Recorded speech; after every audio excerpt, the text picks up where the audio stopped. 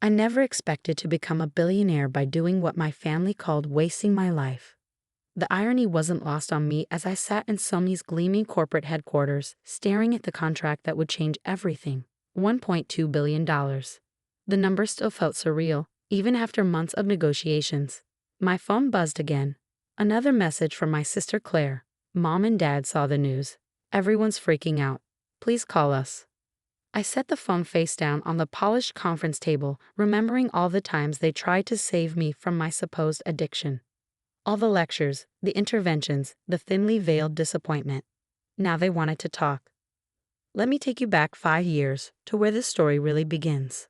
I was 23, living in my parents' basement in suburban Chicago, and according to my family, I was throwing my life away.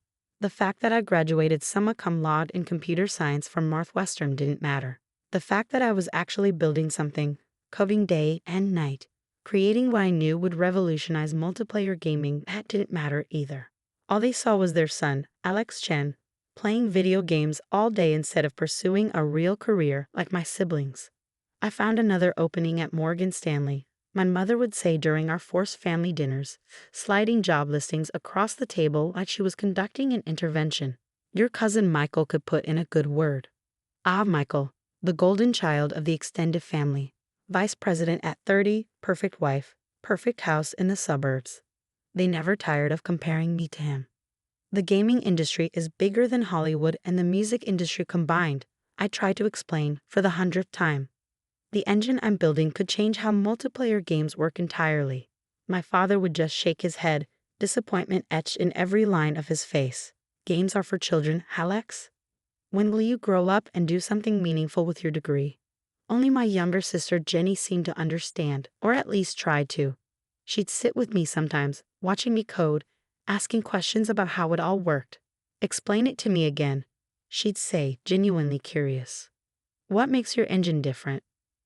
What made it different was that I figured out how to solve one of multiplayer gaming's biggest problems: latency.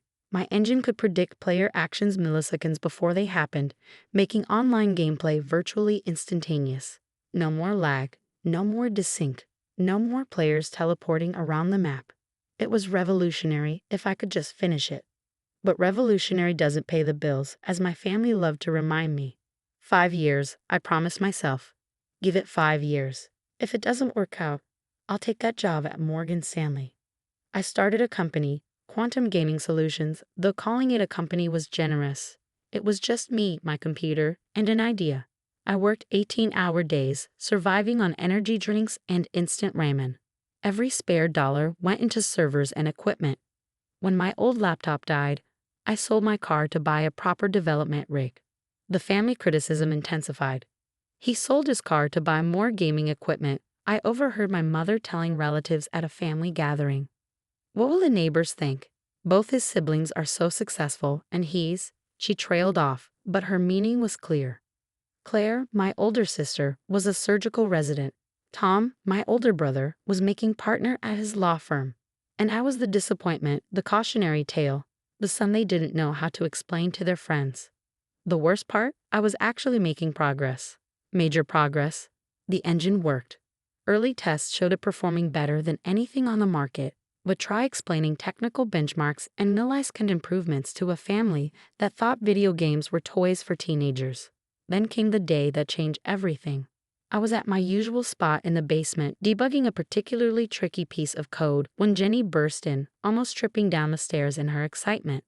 Alex, oh my God, Alex. Have you seen this? She thrust her phone in my face.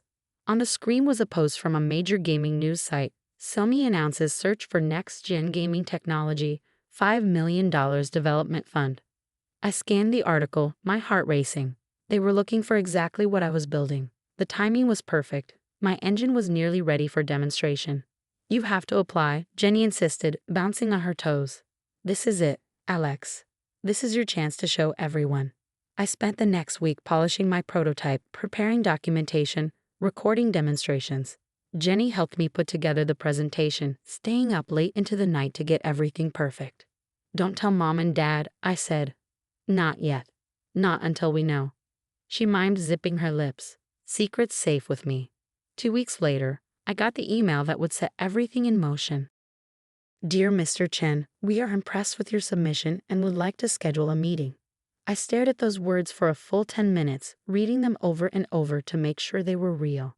Sony wanted to meet with me, the gaming giant that had shaped my childhood, that had inspired me to start coding in the first place, wanted to see my engine. But I knew my family wouldn't understand the significance. To them, Sony meant TVs and stereos, not the PlayStation empire that had revolutionized gaming. So I kept quiet even as I prepared for the biggest meeting of my life. The morning of the meeting, my mother came down to the basement, probably for another attempt at job intervention. She found me putting on the only suit I owned, the one from Claire's wedding 2 years ago. Oh, she stopped short, surprise evident on her face. You're dressed up. Are you finally going to interview for real jobs? I adjusted my tie, checking my reflection in the basement window. Something like that, Mom. I have a meeting. That's wonderful. She clasped her hands together. Is it with Michael's company? I knew you'd come around eventually. I just smiled, grabbed my laptop bag, and headed out. Let her think what she wanted. Soon enough, they'd all understand. The Sony meeting was at their American headquarters in New York. I bought the plane ticket with the last of my savings, telling my parents I was visiting a friend from college. Jenny drove me to the airport, practically vibrating with excitement. Show them what you've got, big brother, she said, hugging me goodbye. Make them see what I've seen all along. I hadn't been nervous until I walked into that massive glass building, my dress shoes squeaking slightly on the polished floor. The security guard at the desk looked at me skeptically as I stated my business, probably wondering what this young Asian kid in a slightly too small suit was doing there. But then Sarah Martinez, Sony's head of gaming technology, came to meet me personally. She had the kind of presence that filled a room, her sharp eyes taking in everything at once.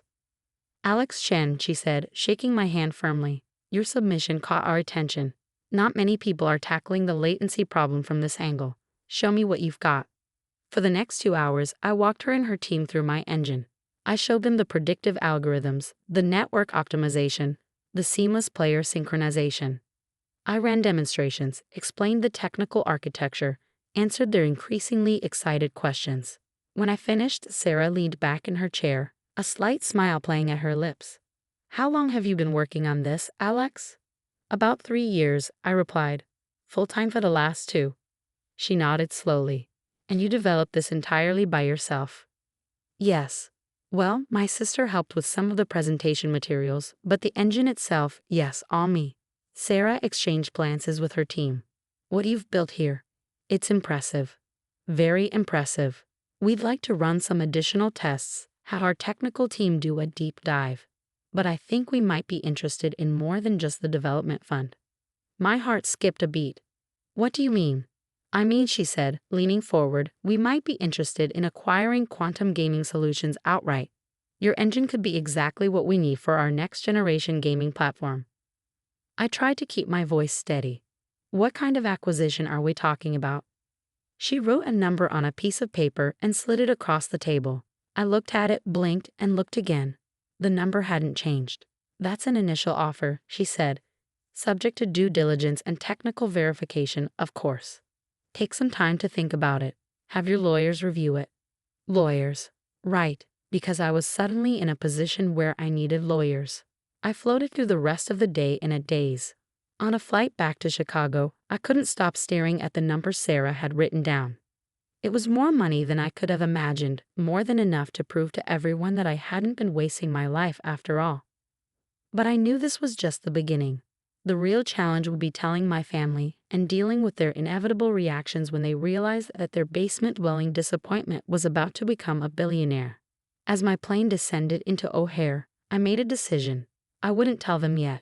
Not until everything was finalized. Let them keep thinking I was just playing games. After all, I'd learned the truth soon enough. The next 3 months were the most intense of my life. Sony's technical team descended on my basement office, transforming it into something that looked more like a NASA control center than a gaming setup. My mother nearly had a heart attack when she came downstairs to find 5 engineers in Sony-branded polo shirts hunched over their laptops. What is all this? She demanded, her eyes wide with confusion. Alex, what's going on? Just some consulting work, Mom, I said casually, though my heart was racing. Nothing to worry about. She didn't believe me. I could see it in her eyes. But for once she didn't push. Maybe it was the professional presence of the Sony team, or maybe she was just tired of fighting about my career choices. The technical verification process was grueling.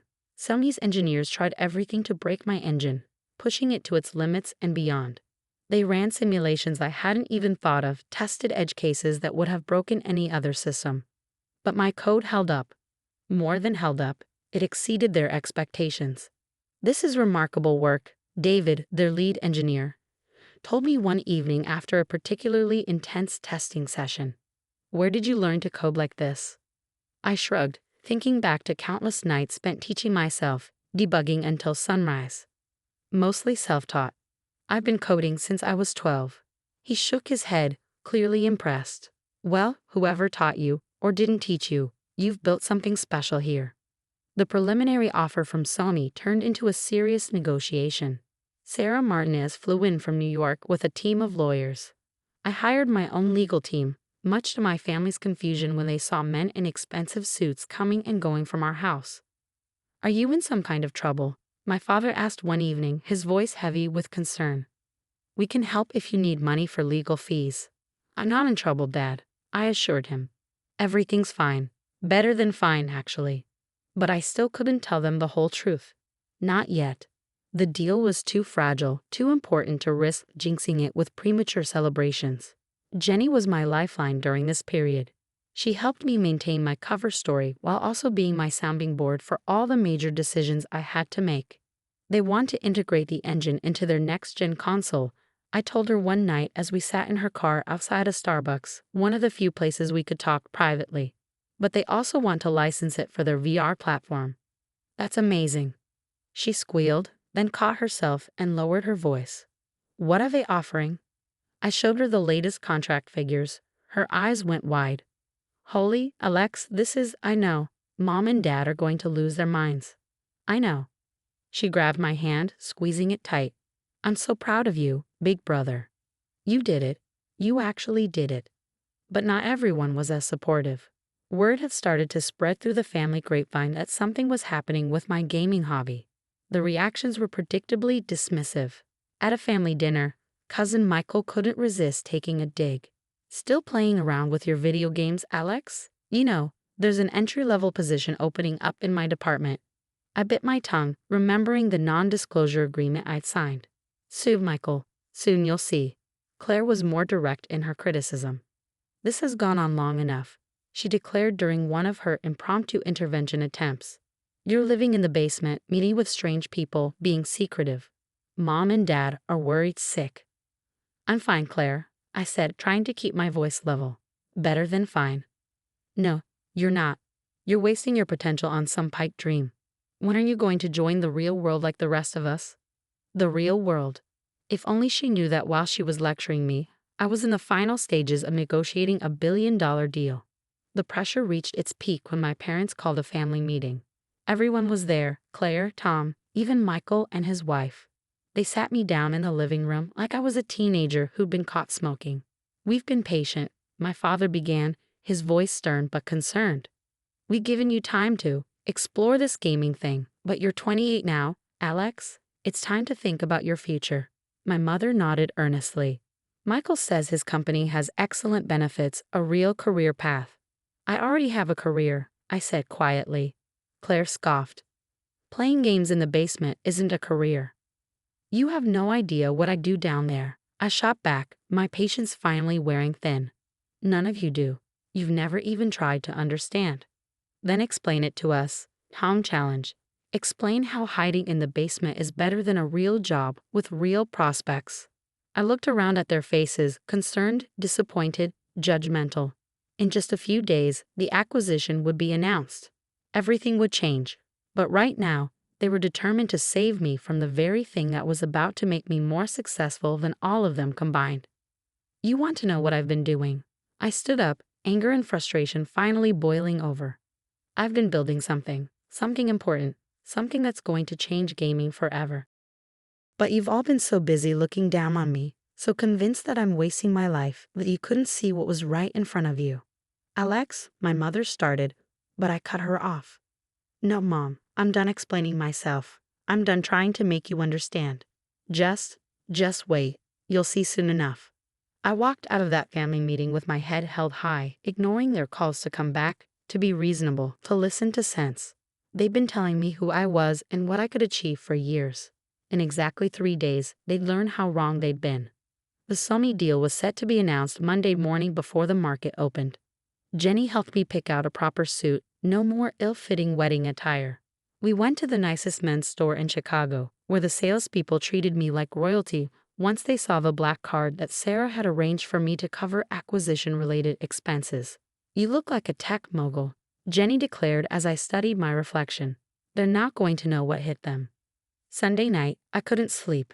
I sat in my basement one last time, looking at the space where I'd spent countless hours building my dream. My phone buzzed with a text from Sarah. Everything's set for tomorrow. Get ready for your life to change. I smiled, thinking about the press release that would go out in just a few hours. Sony acquires quantum gaming solutions for $1.2 billion. The gaming blogs would explode. The tech press would scramble for interviews. And my family. Well, my family was about to learn that sometimes the biggest successes come from the things they call failures. I went upstairs to get a glass of water and found my father sitting alone in the dark kitchen. "Can't sleep?" he asked. I shook my head. He sighed heavily. "Alex, about the family meeting, we just want what's best for you. You understand that, right?" I looked at my father, really looked to him. Behind the disappointment and frustration, I saw genuine concern. He truly believed he was trying to save me from myself. "I know, Dad," I said softly. "But sometimes what's best for someone isn't what everyone else thinks it should be." He frowned, clearly not understanding. "Get some sleep, Dad," I said, heading back to the basement. "Tomorrow's going to be an interesting day." I had no idea just how interesting it would turn out to be.